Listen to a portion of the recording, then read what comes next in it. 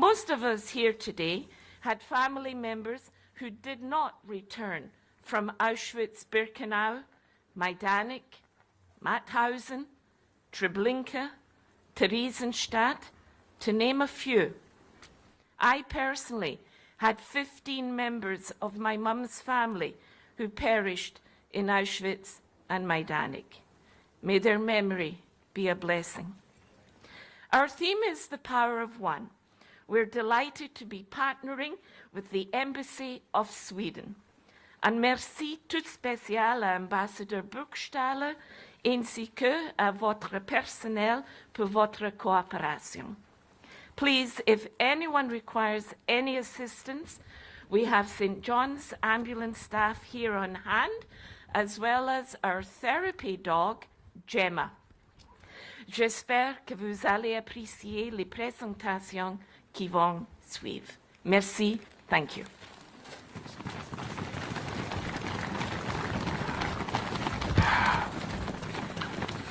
This is great, eh? I see a number of you have decided to open up your space blankets and put them on your legs. Great idea. Feel free. I want to assure you all that when Andrea Friedman came up with the idea, the suggested theme of a power of one, it was well before our Prime Minister emerged as a world leader at Davos. Would you please welcome the Right Honourable Mark Carney, Prime Minister of Canada, to offer remarks.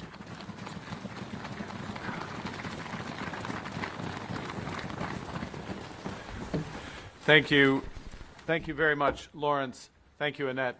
Thank you all for including me. I would like to thank the National Holocaust Committee, CIJA, the Jewish Federation of Ottawa, B'nai B'rith, the Israeli and Swedish embassies for organizing this important event.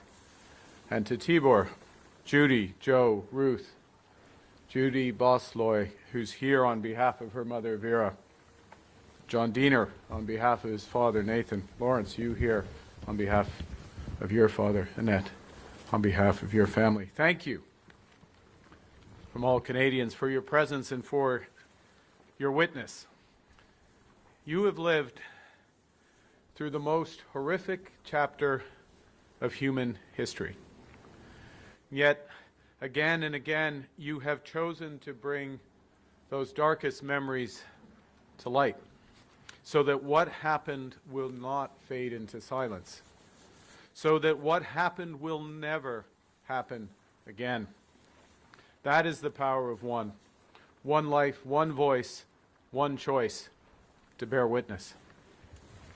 And it's the responsibility of those of us who hear witness to truly listen, to reflect, and to act. The liberation of Auschwitz-Birkenau exposed the scale of Nazi crimes to the world and became symbols of the horrors of the Holocaust, the guilt of the enablers, and the resilience of the survivors. Today we remember the consequences of ignorance, of hatred, and complicity. Today we acknowledge that looking away is not a passive act, but an act of betrayal. And from the MS St. Louis to the none is too many era, Canada too has our history of turning away. We must remember that history to ensure that we never repeat it. Nous devons nous rappeler aujourd'hui ces leçons. Le danger de déni et de l'indifférence face au mal. Et la prise de conscience que le mal rassemble à nouveau ses forces. Que la communauté juive est encore touchée par une résurgence dévastatrice de l'antisémitisme.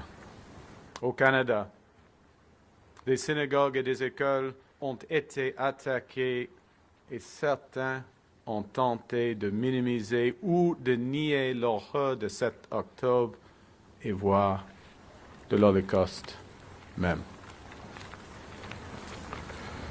Pardon.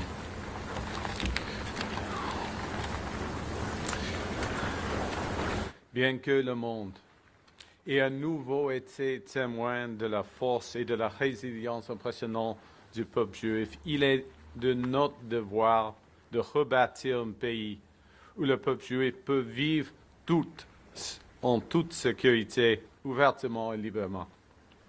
And that's why, with the leader of the opposition, we are working together as parliamentarians to make it a criminal offense to intentionally and willfully obstruct access to places of worship, schools, religious and cultural and community centers. We know that these laws are tragically necessary, but they're far from enough. Laws can deter acts of hate and punish them if they occur, but they can't prevent hate from taking root. Just as the absence of war is not peace, the absence of physical and verbal violence is not the same as truly living in Canada. We stand, all parties stand, with the Jewish community against hate. Legislation to combat hate, resources to protect communities through engagement with all Canadians to help build our society anew so that Jewish people are not merely protected, that they don't only not live in fear, but they participate fully in every aspect of Canadian life, because that's when Canada thrives, when all thrive. The responsibility to confront anti-Semitism belongs to all of us. That responsibility begins with remembrance. As Elie Wiesel warned, that to forget the dead would be akin to killing them a second time. Canada will remember, because our remembrance is vigilance, so that never again is always true. Our duty is deliverance from intimidation and hate, and our goal is transcendence, an open society where all can flourish. Thank you very much.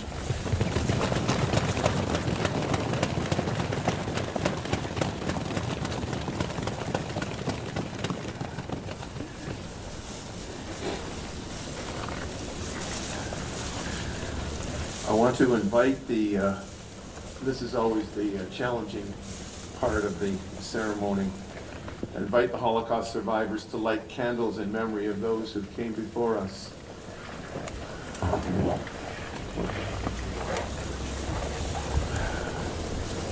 Off to my right, your left, are the candles to be lit by Professor Emeritus Tibor Egerváry, Hungary.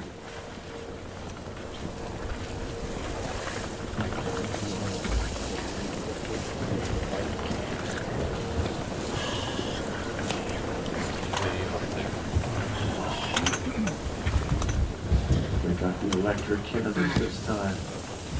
Good move.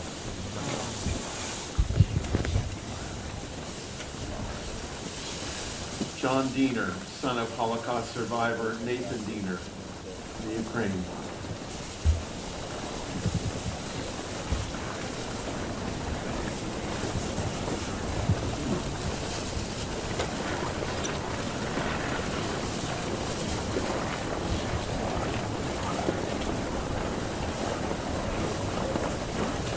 Judy Young Drake from Hungary.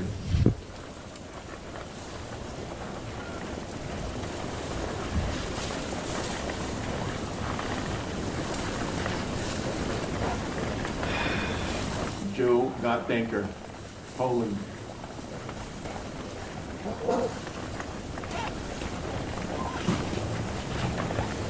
Judy Bosloy on behalf of Vera Gara, Hungary.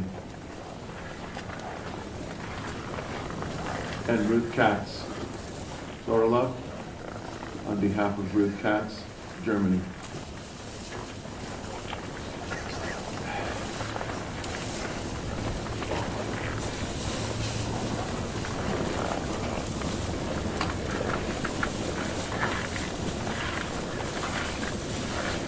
Thank you. You may be seated.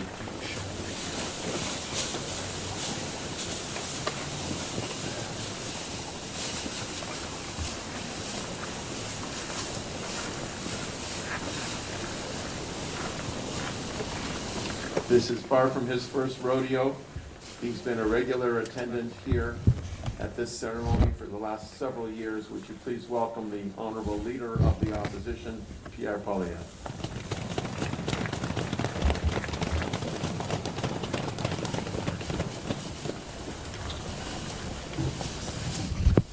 Prime Minister, I'm joined today by the Deputy Leader of the Conservative Party, Melissa Landsman, who is here not only in that capacity, but also to honor loved ones and family members.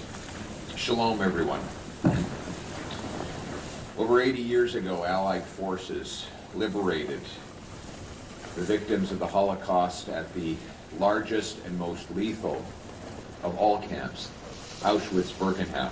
At least 1.3 million people were forced into that camp alone. 10,000 would die every single day at the peak of the killing at that location. For the 1.1 million killed, most of them were Jews. Of the 1.1 million, most of them were Jews. The remains today are a witness, a demonstration, a tomb for all that came before and all that suffered so much. But it didn't begin overnight. The moment the Nazis seized power, they launched a campaign of repression and terror against the Jewish people. They attacked businesses and synagogues, destroying thousands in the Kristallnacht alone. The Nazis spread their vile hate first through depravity of deportations and ghettos and ending in the horror of the Holocaust, the monstrous genocide of the Jewish people. At least 6 million would be dead. This would be an almost unimaginable 2/3 of Europe's entire Jewish population.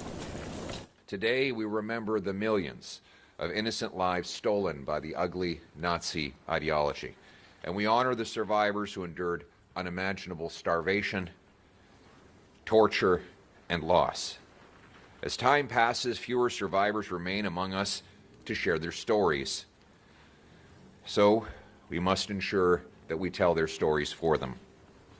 The generations to come across the world remember the depravity of the Holocaust. Lorsque j'ai eu l'occasion de visiter Auschwitz, j'ai vu des enfants juifs empilés pierre sur pierre pour créer des mémoriaux improvisés. C'est un geste simple, mais chaque pierre nous rappelle que les nazis ont échoué, que le peuple juif est toujours là et que nous n'allons jamais oublier. Nous ne pouvons pas ignorer le fléau de l'antisémitisme qui existe encore aujourd'hui. Le 7 octobre, il y a 3 ans, nous avons appris qu'il y a toujours de l'antisémitisme à travers le monde. Heureusement, la guerre est enfin finie. Le dernier otage vivant est resté chez lui en octobre dernier. Le dernier corps a finalement été repatrié hier. Mais nous n'avons pas vu la fin, malheureusement, de l'antisémitisme qu'on voit à travers le monde. Le peuple juif est victimisé encore et encore après les crimes des événements du 7 octobre. When I had the chance to visit Auschwitz personally, I saw Jewish children laying one rock on another. This is in keeping with the Jewish tradition of putting a stone on top of a grave marking as a way of saying, we're still here. We haven't forgotten you. We still love you. It's a simple act, but each stone reminds us that the Nazis indeed failed, that the Jewish people are still here and they still remember. We cannot still ignore the scourge of ongoing anti-Semitism. After the attacks of October 7th, which victimized the people of Israel and indeed Jews all around the world, that victimhood, that meanness, that cruel anti-Semitism compounded itself. The victims themselves became the target of mass protests and constant denunciations for the crime of existing at all. Too often, anti-Israel sentiment morphs into anti-Semitism outright. We see this in the 3 synagogues in Halifax that were vandalized. In Montreal, thugs firebombed the Bet Tikva synagogue twice in 2 years. In Vancouver, criminals targeted the Shara Sadek, the largest Orthodox synagogue in Western Canada, in an attempted arson during evening prayers. And now these attacks have forced that synagogue to spend $1 million that could otherwise be going to helping people in need just to secure the facility. And just last fall, in this very city, someone stabbed a Jewish woman wearing a Star of David necklace while she was simply shopping at a grocery store. This wave of anti-Semitism has spread around the world. En Australie, 2 tueurs ont massacré 15 innocents et ont blessé 40 autres. Parmi les victimes figurait Alexandre Clément, un survivant de l'Holocauste, âgé de 87 ans. Il avait survécu au génocide perpétré par Hitler pour finalement être emporté par le même antisémitisme qui a pu se développer ailleurs. In Australia, 2 killers massacred 15 innocent lives, injuring 40 more on Hanukkah at Bondi Beach. Among the victims was Alexander Clément, an 87-year-old Holocaust survivor who died protecting his wife. He survived Hitler's genocide to be taken by the same anti-Semitism so many years later. These tragedies remind us of the importance of standing every day and every way against anti-Semitism. Today's anti-Semitism, regretfully, is more top-down than bottom-up. It is spread through university faculties and other educational institutions which teach people to fear and hate Israel. It is spread through grants by our own government to so-called anti-racist groups and individuals who themselves spread anti-Semitic hatred and tropes across the country. We must ensure that this never happens again. We must stand up for the right of Jews to live safely, peacefully, and openly, with the Star of David on their chest, with a mezuzah on the door, with a kippah on their heads, proudly proclaiming their Judaism and celebrating who they are as both Canadians and Jews. When we do that, and when every single Jew feels safe and accepted in this country, then, and only then, will we have lived up to our oath, never again. Thank you.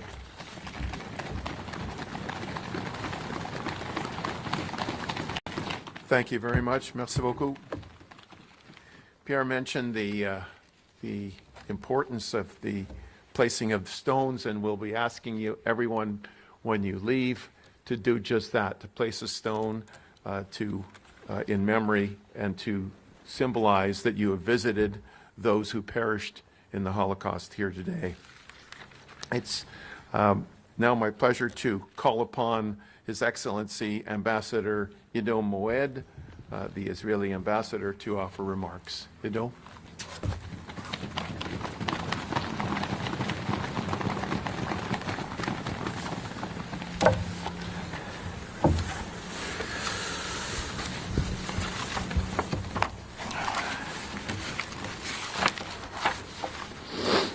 My God, may it never cease. The sand and the sea, the rustling of the tides, the lightning on the skies, the faith in humanity. This is the original version of the poem by Hannah Senesh that has become the unofficial anthem of the Jewish people. Set to music, it's sung often at events such as this one and is known commonly for its opening words, Eli, Eli, my God, my God. These words of psalms repeated in the Christian Gospels are words of despair and of abandonment. Inspired by a walk from her home in the Holy Land, they were transformed by Senesh to words of wonder and of faith in humanity. She would not live to see their publication. She would instead be captured, tortured, and murdered in a failed mission to rescue fellow Jews from Nazi-occupied Hungary. The same population that Swedish diplomat Raoul Wallenberg and his courageous staff would succeed in saving in the thousands. Today, we mark the victims of the heroes of the Holocaust, those who fell and those who rose to rescue and to liberate. Humanity's hope, who fought for liberty and freedom. On the sands and on the seas, like lightning on the skies. Today we are mindful of the debt we owe to the victims and to the heroes, of the debt owed to the past and to posterity. We are mindful that ancient seeds of hatred have been unearthed from the past to be sown anew, of vile tides rising and repeating, of the blood libels resurrected, false charges of murder now evolved to genocide. On October 7th, Jewish blood once again soaked the sands of the Holy Land. And with the Jewish homeland for its excuse, anti-Semitism flooded streets and institutions the world over. Here in Canada, Jews witnessed their government appease the perpetrators with recognition and were reminded of terrible lessons from history. Here in Canada, Jews have come to fear for their safety and for their liberty in a north seemingly less true, less strong, less free. A Jew is stabbed in the nation's capital for the crime of being Jewish. In Montreal, a man is beaten before his children for the same crime. This monument defaced with anti-Semitic propaganda. Jewish institutions and places of worship fired upon and set ablaze across the country. The Nazi Hakenkreuz spread over Winnipeg's Jewish school and synagogue. In Toronto, anti-Semitic protesters invade and intimidate residential Jewish neighborhoods unopposed. Ontario school boards adopt openly anti-Semitic policies, ignore Jewish identity, and push biased policies, political agendas. According to the 2025 BRIM report on anti-Semitism, in Ontario's K-12 schools, anti-Semitic incidents are numerous, widespread, and systemic, with just under 60% linked to the Jewish homeland and over 40% calling for the return to the Holocaust. Nearly 1 in 6 incidents were initiated or approved by a teacher.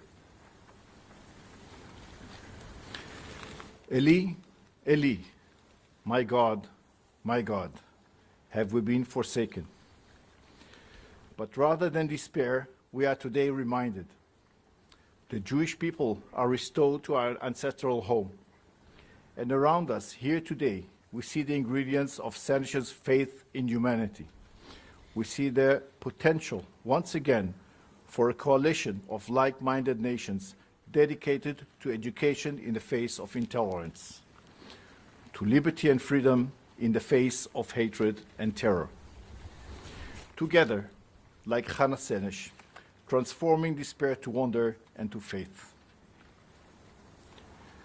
Together by God, ceaseless as the earth and the skies, and the tides and the skies, the hope of humanity.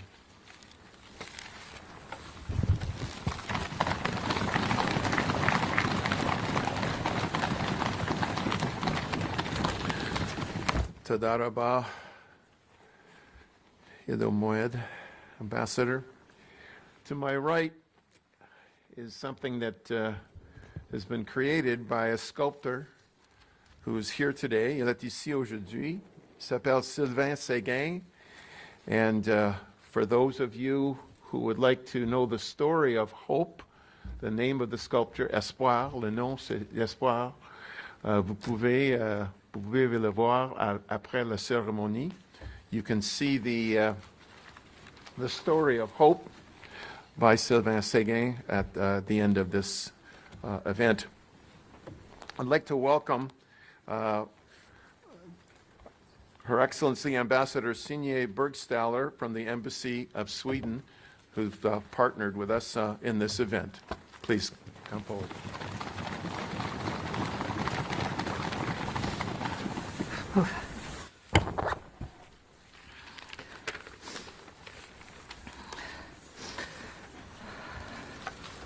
Prime Minister, Leader of the Opposition, members of the National Holocaust Monument Committee, survivors and descendants, excellencies, ladies and gentlemen, what an honor it is for the Embassy of Sweden to co-partner on this event today.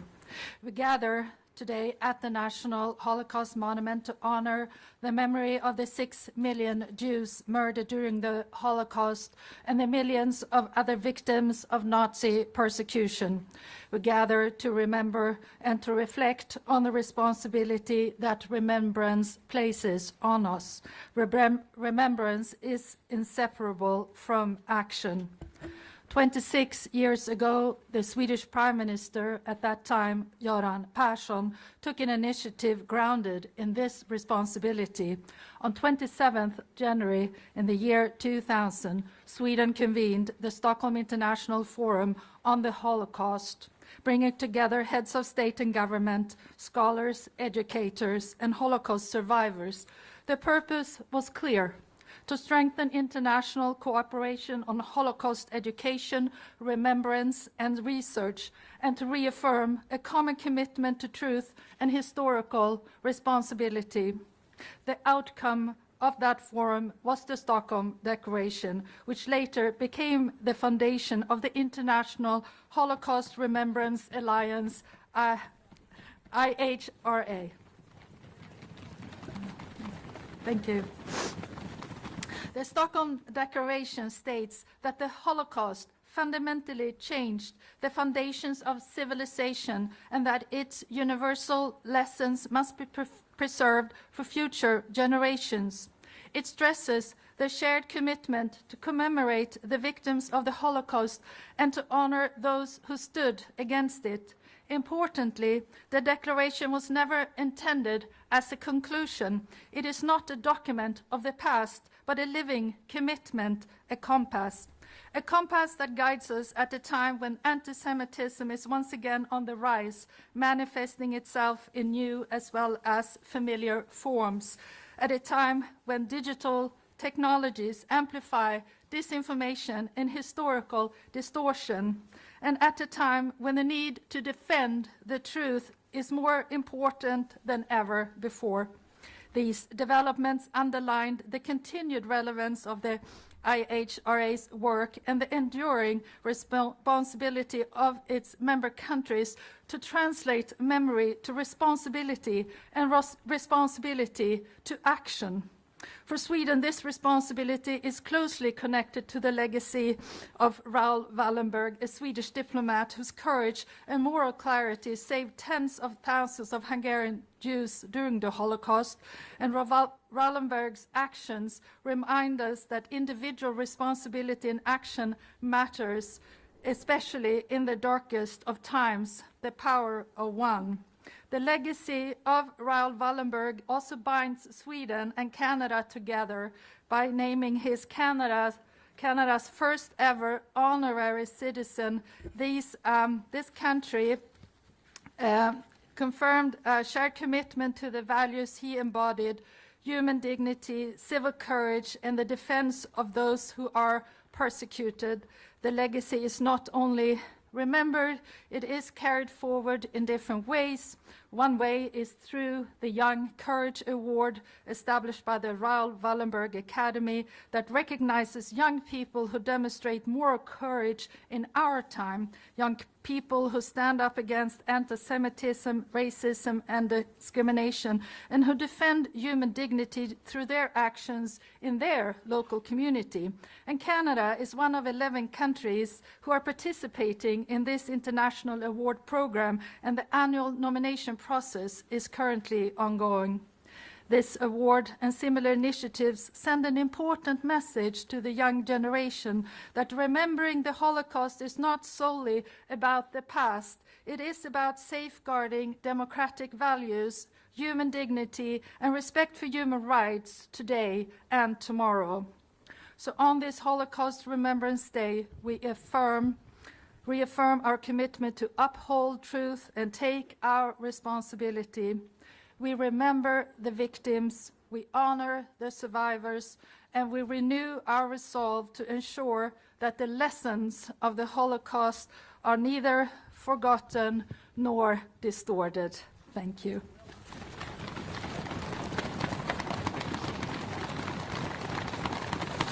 I think that deserves a standing ovation. What do you think?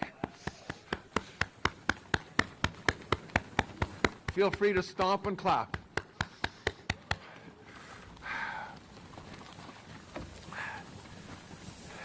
Thank you so much. Our next speaker, I would like to invite Mina Cohen, who's the chair of the Center for Holocaust Education and Scholarship, come forward and offer remarks on the iWalk digital program. We're about to hear all about it. Mina, come on up.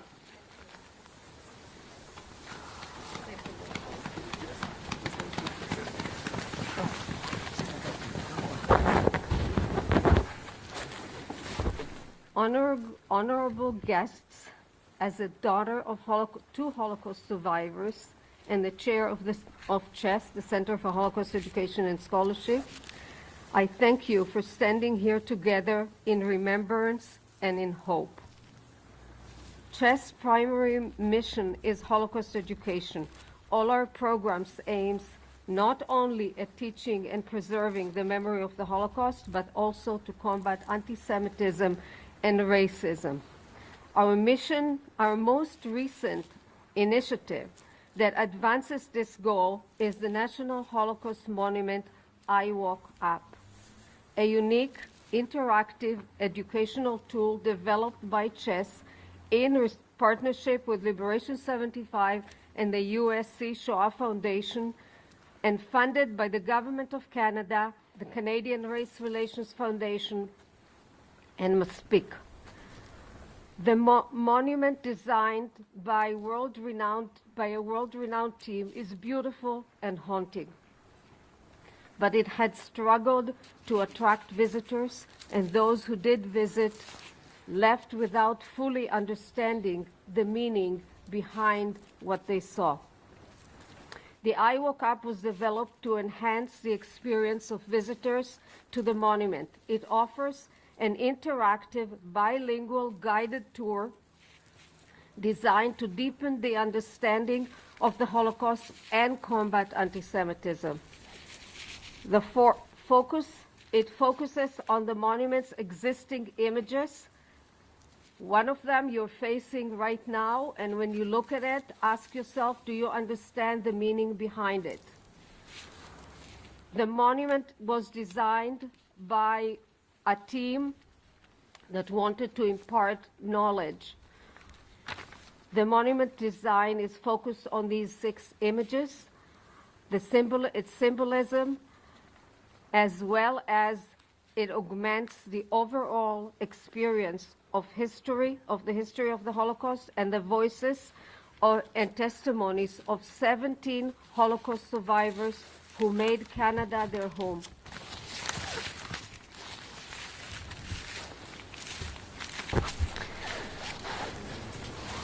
It offers 2 streams, one for educators and one for visitors. Accessible on location and virtually via mobile devices, the National Holocaust Monument app can be downloaded using a QR code available at the back on a sign that is next to the blue panel.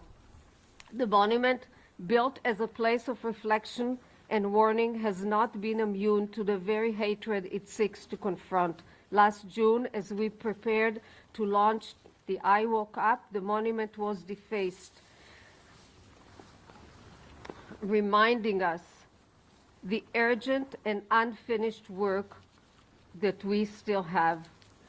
As we leave here today, may we carry with us not only the memory of the victims and the survivors, but the resolve to ensure that the hatred we confront in our community, is never met with silence and indifference. Thank you.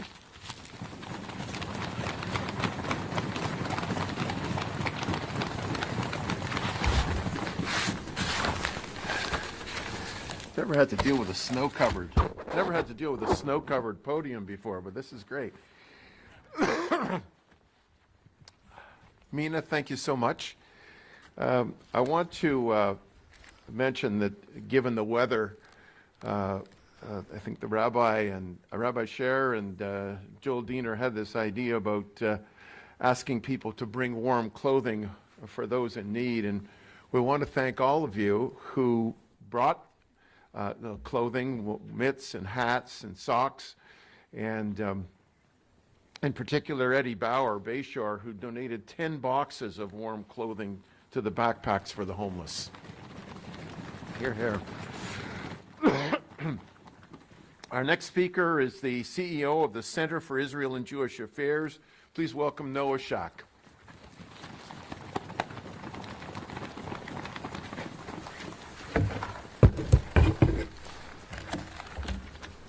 In 1942, Joe Gottdenker's mother was forced to hide her baby boy with a Polish Catholic family, the Jolos, who risked execution to protect him on their family farm. Joe survived thanks to their courage and humanity. Reunited with his parents after the war, he built a bright future in this great country. 15 years ago, at a Holocaust memorial ceremony here in Ottawa, the Jolos' granddaughter Betty was asked the question on everyone's mind: what motivated them to risk it all to save Joe? Her answer revealed something extraordinary. It was simply the right thing to do. Their principled heroism forces an uncomfortable but necessary question. What would any of us gathered here today have done? It's a powerful, personal question, but one without impact if it is only counterfactual. The question on this Holocaust Remembrance Day is, what will you do now? As the precious few remaining survivors warn us that what they see in Canada, once the land of their dreams, brings back the nightmares of their childhood. When for the first time in Canada's history, Jews are contemplating migration from this country that we have helped to build because of the hate targeting us. And when we stand here, just 20 minutes away from the supermarket where a Jewish grandmother was viciously stabbed while shopping for groceries. What will you do now? Canada today is not Poland of 1942. The threats and choices that we face are not those faced by the Gottdenkers and the Jolos. But when calls for violence against Jews are shouted openly without consequence, when Jewish Canadians are harassed and intimidated when we gather, when children are bullied at school and parents discriminated against at work, when synagogues are firebombed and schools shot, when our national Holocaust monument is defaced, when Canadian flags are burned and in our streets terrorist groups pledged to murder us are praised, when the promise of Canada is under threat, it is time to answer this question without equivocation. What will you do now? If we want a safer, stronger country for all Canadians, each of us must learn the lessons from the past, draw courage from the Gottdenkers and the Jolos, and act decisively against hate, extremism, and violence to safeguard our future. Thank you.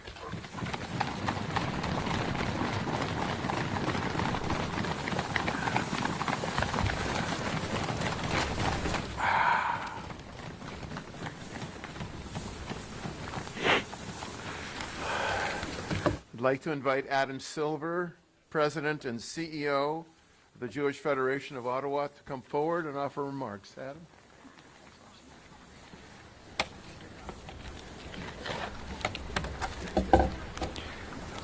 Good morning.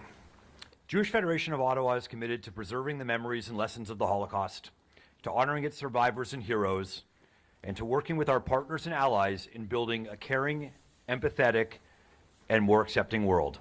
It is an honor and privilege for me to be here to mark International Holocaust Remembrance Day with you, as well as share some words about a person who embodies this year's theme, the power of one. Bert Shinwell was born in Glasgow, Scotland in 1925, the youngest of 3 children. After a challenging time for his family during the start of the war, Bert eventually followed his brother and enlisted. According to testimony from Bert, he couldn't wait to go fight the Nazis. As a Jew, he felt this was our war to fight. Bert was assigned to tank training and eventually participated in a platoon with amphibious tanks. Bert's platoon was part of the first group that arrived in Bergen-Belsen to liberate the prisoners there. In testimony, he describes the awful state of the survivors, as well as a feeling of helplessness, noting he and his team did not have the appropriate items to provide care. Shortly after Bert's arrival, other platoons followed with specialists who could assist the survivors, bringing food and other necessities. As a young man, Bert was compelled to enlist and to fight for what was just and right. In doing so, he participated in various battles, including the Battle of Normandy, as well as the liberation of Bergen-Belsen. In his own way, he lived and breathed this year's theme, The Power of One. I personally know Bert Shinwell and his late wife Myra as friends of my family and part of our extended synagogue community from when I lived in Toronto. They attended family simchas, and I would see them in shul, in synagogue, both with smiles and kind eyes, and I recall Bert at that time being especially charming and kind.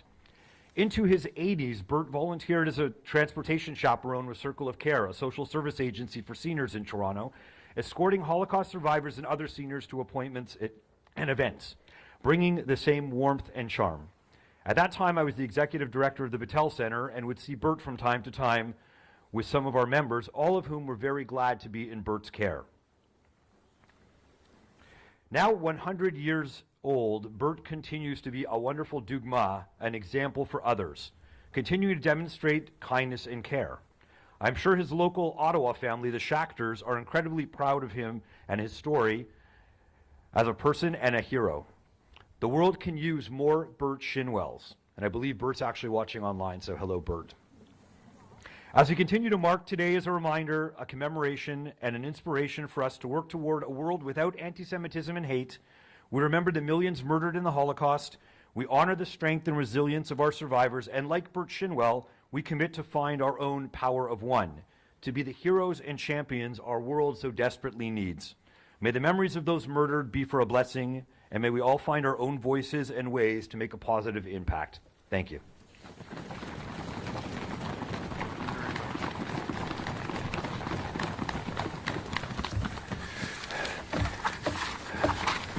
Thank you very much, Adam. I'd like to ask you to welcome Simon Wool, the CEO of B'nai B'rith Canada, to offer remarks. Simon.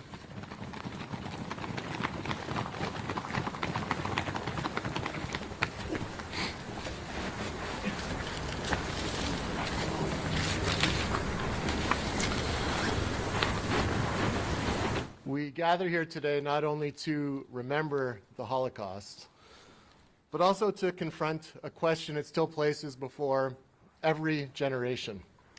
What can one person do? Une seule personne peut faire une différence. Nathan Diener was born in 1924 in Poland. He was born to a poor family, but one rich in love, faith, and hope. He was a child that went from public school to Hebrew school every day. He learned all about working with the cattle from his father and learned a trade from his uncle. He was a child who believed that the world could just be made better by human hands. But then the world collapsed. Nathan watched as his town was occupied, his family torn apart, and his sisters murdered at Belzec. He watched his mother forced to dig her own grave.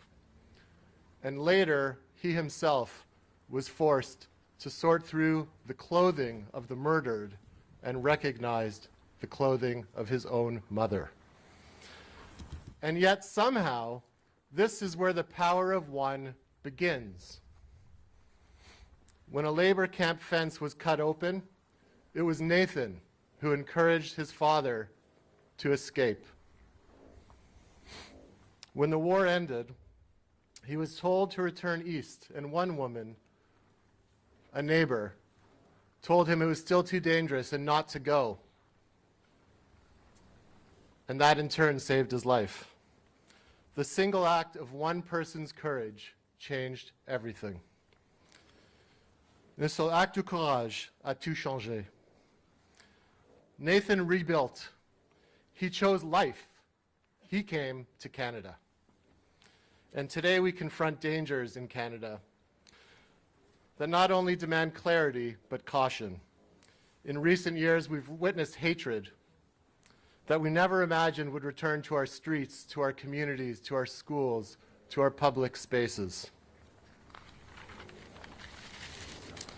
We call on leaders to confront anti-Semitism wherever it appears, online, on campuses, in our streets, and to understand that hatred, left unanswered, always grows.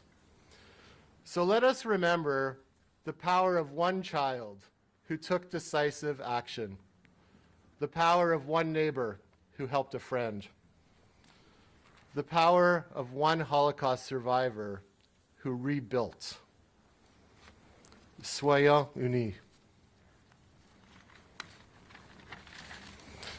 May we never forget that the future is shaped again and again and again by what one person decides to do. C'est ainsi que le futur se construit, une personne, une décision courageuse à la fois. Thank you.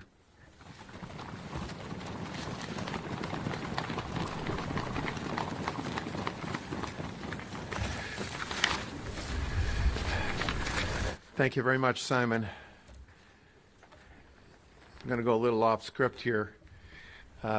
Speaking of Nathan Diener, we probably wouldn't be here sitting today at the National Holocaust Monument but for the fact that Joel Diener, who's going to give me a hard time after this because I've mentioned his name, he's not one who ever seeks recognition for what he does, but he is the person who thought it was important that we all begin to gather at the National Holocaust Monument as a place for these type of events and also for people to learn about the Holocaust.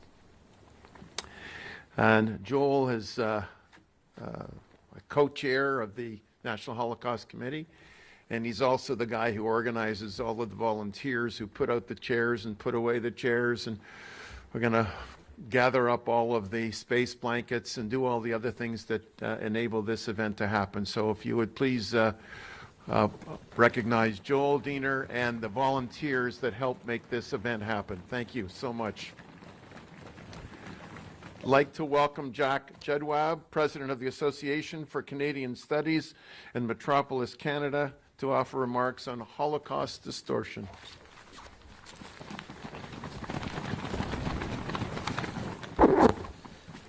Friends and colleagues, the Right Honourable Prime Minister of Canada, Leader of the Official Opposition, distinguished guests. Today we remember the 6 million Jewish men, women and children who were murdered through a systematic campaign of hatred and indifference. We remember because the Holocaust shows us what humanity is capable of when conscience is silenced and barbarism is normalized. Our remembrance today carries unprecedented urgency. The survivors, the living witnesses are leaving us. Each year, there are fewer voices who can say, I was there. Fewer who can answer denial, not with argument, but with lived truth. And as their numbers diminish, the denial and distortion grow. It's no coincidence.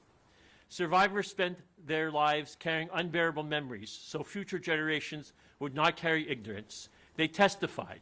They taught. They spoke publicly at great personal cost, not for themselves, but for all of us.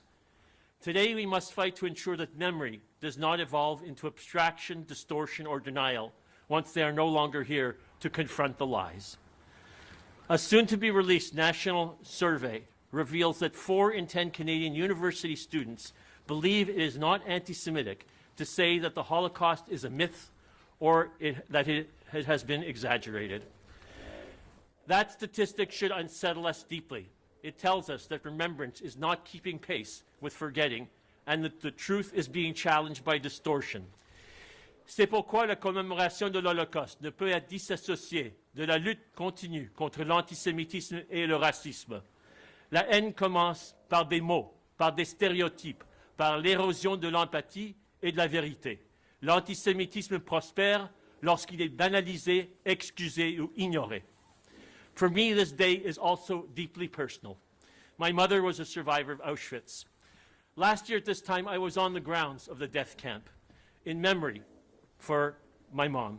She carried that history as a living reality. It shaped her silences and her strength. She did not survive so that her suffering would be forgotten, softened, or questioned. Her survival helped us ensure the memories of victims and survivors that they would endure. At this time last year, I said a final goodbye to my mom. With her passing, I feel more deeply what it means to lose a witness. Her voice and that of millions of other victims and survivors are why we're gathered here today. As long as we remember, the victims cannot be erased. And as long as we carry the stories forward, we can still ensure that the lessons they conveyed are understood. Let us ensure that her battle was not in vain, and that today the power of one is also the power of many, that we together have the ability not only to preserve that memory, but to ensure that lessons are retained and passed on, that we must continue. Il faut continuer à combattre l'antisémitisme et à combattre le racisme dans toutes ses formes. Et aujourd'hui, ce n'est pas juste le pouvoir d'un, mais c'est le pouvoir de nombreuses qui va nous permettre de faire face à des défis sans précédent. On ne devrait pas permettre l'Holocauste à continuer à être nié ni distorsionné. Merci beaucoup. May my mom's blessing be in memory. And as I said, it's not only the power of one, but the power of many. Zikrona livrara. Thank you very much. Merci beaucoup.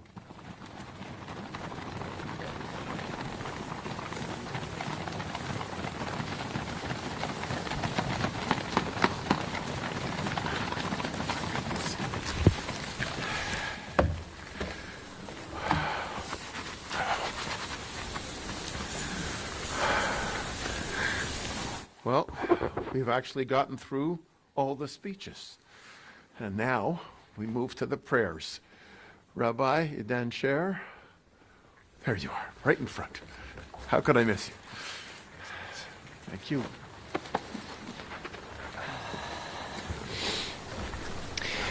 At this point, we will continue to the traditional Jewish memorial prayer, a prayer of memorial for all the millions, an unfathomable number of individuals, each a world unto themselves, who perished in the Holocaust, and a prayer of memorial for all who have perished since, as the lessons of the Holocaust so often remain unlearned.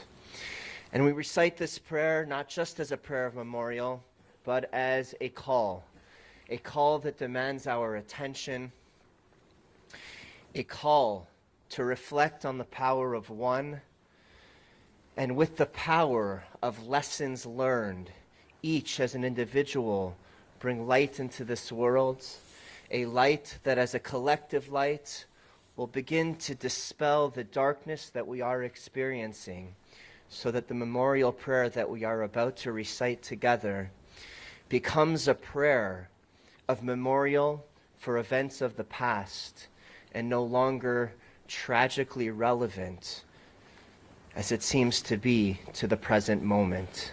So at this point, we will ask everyone to please rise as we recite the Kaddish. Yiskadal v'yiskadash shemei Rabbah, bi'alma divrach chirusei v'yamlich malchusei, v'chayechon uvyomechon uvchaye dechol beis Yisrael, ba'agala uvizman kariv v'imru amen. Yehi shemei Rabbah mevarach li'olam u'li'olmei olmaya. Yisbarach v'yishtabach v'yispa'ar v'yisromam v'yisnaseh v'yishadar v'yishaleh v'yishalal shemei dekudsha berichu. Le'ela min kol berchasa v'shirasa tushbechasa v'nechamasa da'amiran bi'alma v'imru amen. Yehi shalama rabba min shemaya v'chayim aleinu v'al kol Yisrael v'imru amen. Oseh shalom bimromav, hu ya'aseh shalom aleinu v'al kol Yisrael v'imru amen.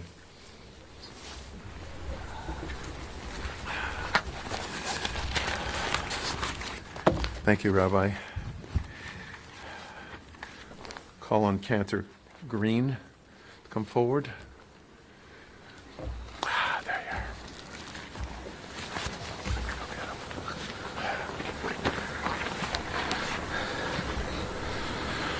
are. Ô Canada, terre de nos aïeux, ton front est ceint de fleurs en glorieux. With glowing hearts we see thee rise, the true north strong and free. From far and wide, O Canada, we stand on guard for thee.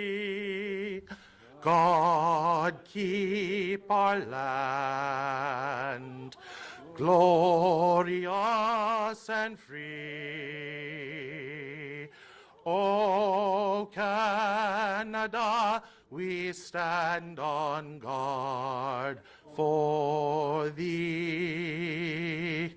O Canada, we stand on guard for thee.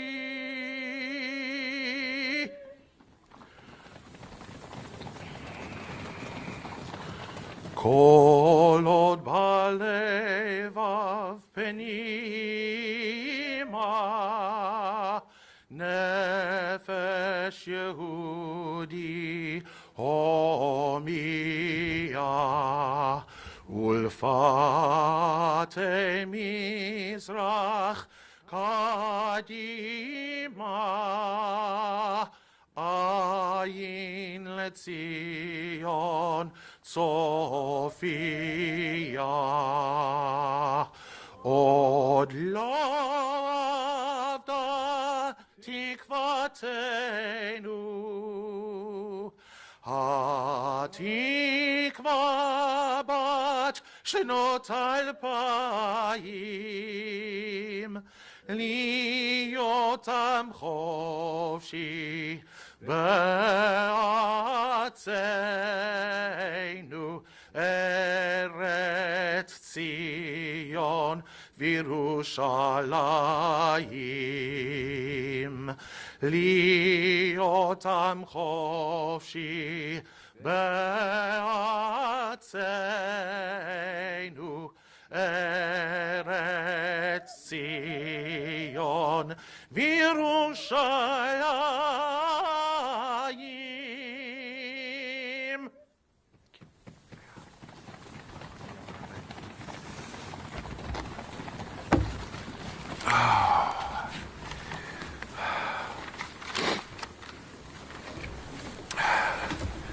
I want to thank everybody for coming and for being here in this circumstance, in this weather, in this place. We have looked at the power of one, and I hope that we will all take that empowerment away with us today. J'espère que tout le monde va prendre le pouvoir d'une personne et de continuer la lutte, to continue the battle, continue the struggle. I'd like to invite all of the speakers, Prime Minister, the guest speakers, and VIPs to come forward for the traditional photo op. Again, thank you all for being here today. Merci beaucoup pour tout le monde. Toda rabba.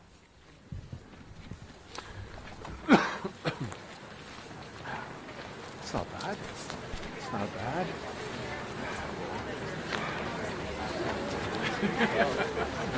Oh my goodness.